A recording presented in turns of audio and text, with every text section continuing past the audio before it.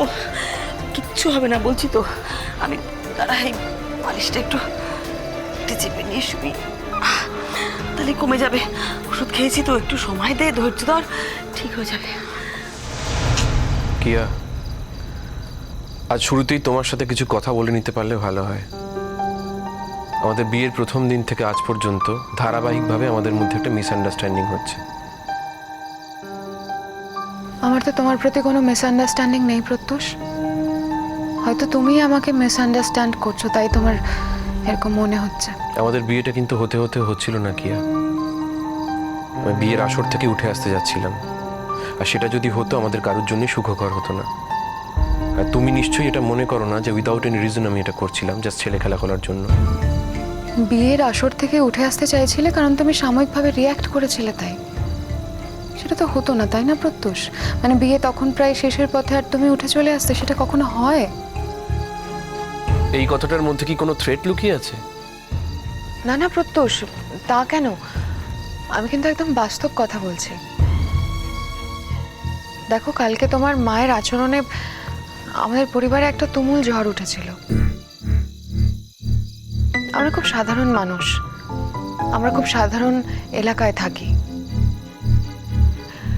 আর শুধু আমাদের পরিবারের লোকেরাই যে রিয়্যাক্ট করেছিল তা তো নয়, সেখানে পাড়া প্রতিবেশী ছিল, আত্মীয় স্বজনরা ছিল।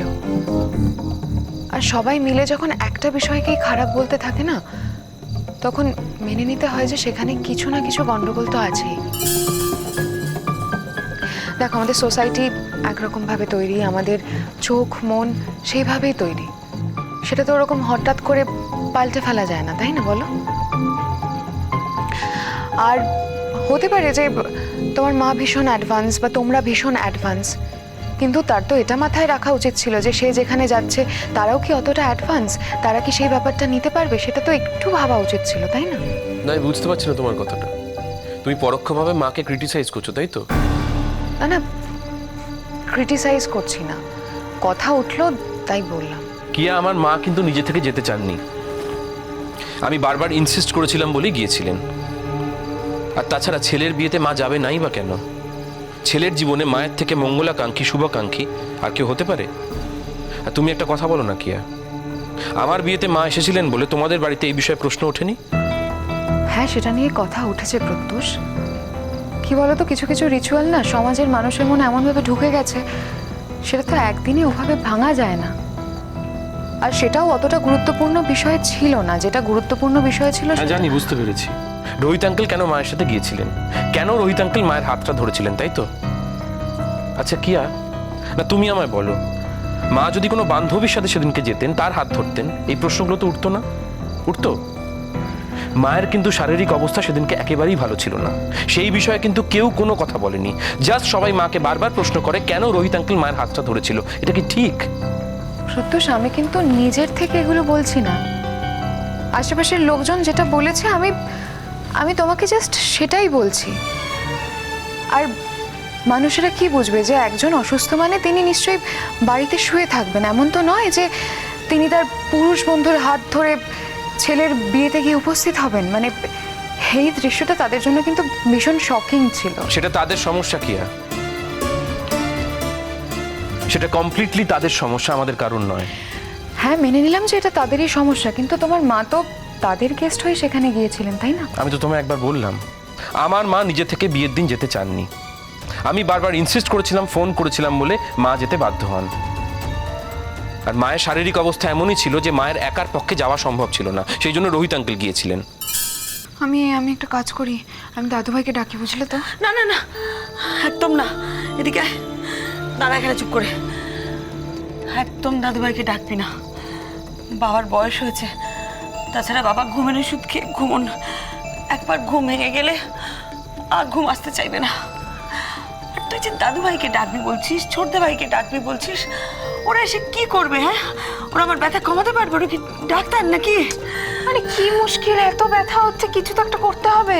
তাহলে এই যে ব্যথার ওষুধ খেয়ে কমছে না ব্যথাটা, ডাক্তারকে তো বলতে হবে। আরে দূর বাবা, ডাক্তারকে বলতে হবে? এত রাত্রিরে ডাক্তারকে ফোন করবে?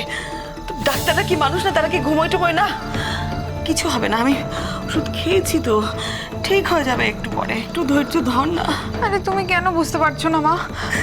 আমি আমি কি করব বুঝতে পারছি না।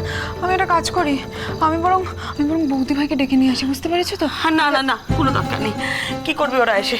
ওরা এসে তো এই ব্যথার ওষুধই দেবে না, কাউকে ডাকতে হবে না। বলছে কি, শোন না, আমি তো ওষুধ খেয়েছি, তুই শুয়ে পড়, আমিও একটু ঘুমানোর চেষ্টা করি, দেখি আমার ঘুম আসে কিনা। আরে আরে কি করে হবে এরকম করলে বলো তো মা? আমি কি করব বুঝতে পারছি না। আমি ডাকি না একবার বৌদি না, ভাইকে? কাউকে ডাকতে হবে না, অঙ্কিতাকে ডাকবি না, একদম ডাকবি না। অঙ্কিতাকে ডাকলেই অঙ্কিতা জাম্বোকে বলবে, জাম্বো হয়তো এখানে আসবে। আমি চাই না ও এখানে আসুক। শুয়ে পড় তুই, আমার যদি কিছু মনে হয় আমি তোকেই ডাকবো। না, তুমি আমাকে ডাকবে না, আমি তোমাকে খুব ভালো করে চিনি মা।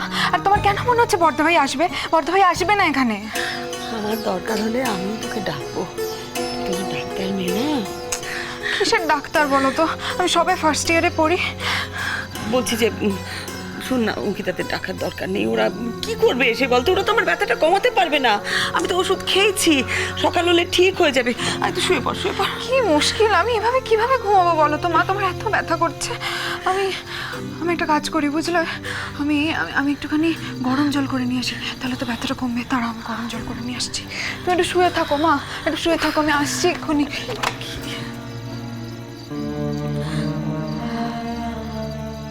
ঠাকুর, এত কষ্ট কেন হচ্ছে আমার? আমি কি মরে যাব? উফ, মনে হচ্ছে সমস্ত শরীর ছিঁড়ে যাবে, নাড়ি ভুড়ি ছিঁড়ে বেরিয়ে আসবে। ওহ, আমি আর পারছি না। এর নাম কি মরে যাওয়া? ঠাকুর, যদি তাই হয়, আমার কোনো আক্ষেপ নেই। শুধু শুধু মেয়েটাকে দাঁড় করিয়ে যেতে পারলাম না, এটাই কষ্ট। উফ, কি কষ্ট হচ্ছে, আর পারছি না, আর সহ্য করতে পারছি না। ঠাকুর, তুমি আমাকে একটু সহ্য শক্তি দাও, একটু সহ্য শক্তি দাও ঠাকুর। এখন তো প্রায় রাত 2টো বেজে গেছে, আর তো কয়েকটা ঘন্টা, 3-4 ঘন্টা কেটে গেলেই সকাল হয়ে যাবে। ব্যাস, সকাল হয়ে গেলে একটা ব্যবস্থা ঠিক হবে। কাল সকালেই হয়তো আমাকে হাসপাতালে ভর্তি হতে হবে। শুধু এই রাতের কয়েকটা ঘন্টা আমি যেন কাউকে বিরক্ত না করি। ঠাকুর, আমাকে একটু সহ্য শক্তি দাও, একটু সহ্য শক্তি দাও। আসলে কিয়া, তুমি আমার মাকে পুরোপুরিভাবে চেনো না। আমার মায়ের মনে যতই যন্ত্রণা থাকুক না কেন, শরীরে যতই কষ্ট হোক না কেন, মা বাইরে সেটা প্রকাশ করেন না। সবসময় নিজের হাসি মুখটা বজায় রাখেন। আর তার সন্তানেরা যদি তার কাছে কিছু চায়, মা চেষ্টা করেন সেই ইচ্ছের দাম দেওয়ার, সেই ইচ্ছেটা পূরণ করার। সেই জন্য শত কষ্ট হলো, জাস্ট আমি বলেছি বলে মা তোমাদের বাড়িতে গিয়েছিলেন। কি লাভ হলো? আদর আপ্যায়ন তো দূরস্থান, চরম অপমানিত হতে হলো আমার মাকে। তাই আশা করছি এরপর তোমার বাড়ি যাওয়ার জন্য তুমি আমায় বলবে না। আর হ্যাঁ, আরো একটা কথা, আমার জীবনে আমার মা প্রায়োরিটি। ঠিক আছে, অষ্টমঙ্গলায় আমার সাথে জোর ছাড়াতে চেয়েও, তারপর আর কখনো তোমাকে যেতে বলবো না। অষ্টমঙ্গলায় কেন, হয়তো আর কোনোদিনই তোমাদের বাড়িতে যাব না। আর আরো একটা কথা কি, আমার মাঝে মাঝে মনে হয় তুমিও তোমার বাড়ির মতো কিছু কিছু ক্ষেত্রে নিম্ন মধ্যবিত্ত মানসিকতার। কি বলো তো প্রত্যুষ, আমাদের সমাজের বেশিরভাগ লোকই না নিম্ন মধ্যবিত্ত, আর আমি সেই সমস্ত মানুষের হাতেই বড় হয়েছি। তাই হঠাৎ করে সমস্ত কিছু তো একেবারে বিসর্জন দিয়ে দিতে পারবো না, বলো? আর তুমি না আমাকেই নতুন বউয়ের মতো ট্রিট করো না প্লিজ।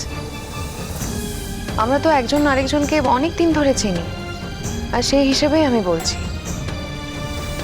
আন্টি আমার বাড়িতে যাওয়ার পর যে ইনসিডেন্টটা হলো, সেই জন্য আমি সত্যিই দুঃখিত। আমি জানি আন্টি তার যথোপযুক্ত সম্মান পাননি, কিন্তু তার জন্য কিন্তু আমাদের বিয়েটাও এফেক্টেড হয়েছে। আচ্ছা, ছেড়েই দিলাম সেসব কথা। এ বাড়িতে যখন থেকেই এসেছি তখন থেকেই দেখছি যে আমি যখনই তোমার বাড়ির বাকি মেম্বারদের সাথে মানে আত্মীয় স্বজন বা আমার শ্বশুর মশাই দাদা ভাই তাদের সাথে কথা বলতে যাচ্ছি, তুমি বা তোমার মা বা তোমরা ভীষণ রিয়াক্ট করছো, আমাকে তাড়াহুড়ো করে সেখান থেকে ডেকে নিয়ে আসছো। এদিকে তোমরা চাইছো যে আমি যাতে রোহিত আঙ্কেলকে পুরো অ্যাটেনশনটা দিই, সেটা তোমার অড লাগছে বলো?